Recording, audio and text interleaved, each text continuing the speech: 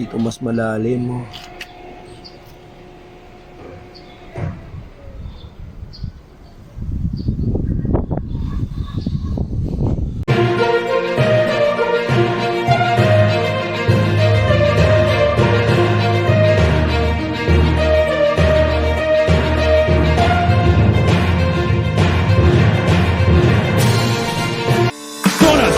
De los Reyes.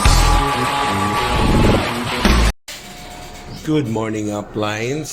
Pero bad morning sa akin.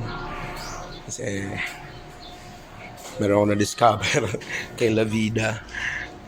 Pagbaba ko kanina, yan o. So baba tayo, papakita ko sa inyo. Let's go.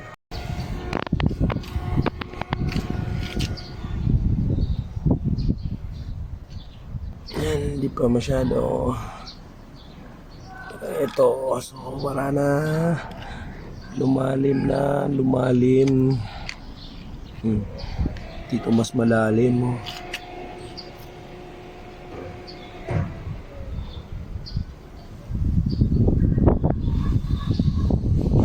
Yan, dyan na simula.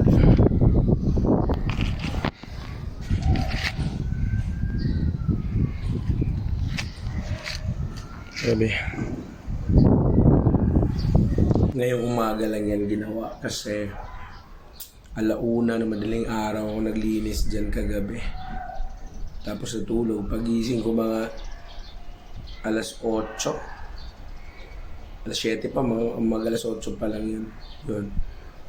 So, tinalam kung sinong gumawa, anong oras ginawa. Basta bumaba ako alas 8 na kasi ipabante ng konti ng landlord para doon sa tindahan. Hindi may mga tinik kasi yung tanim doon, hindi masagi.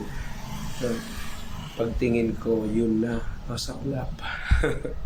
Kakalungkot na, nakakagalit.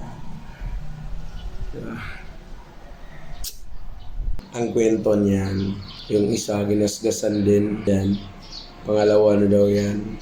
Hindi ko alam kung napagbintangan din ako, pinagbintangan ako na akong gumawa dyan sa isang pumaparada dyan. Hindi ko alam eh.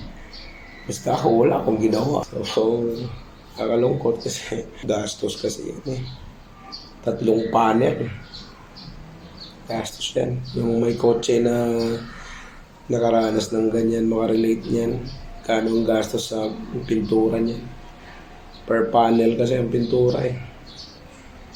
Anyway, hindi naman nakakawala ng dating may gasgas.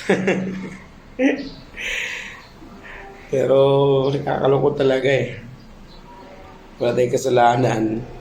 Tapos gawan tayo ng ganun. Napagbintangan man ako o napagtripan, si Lord na bahala.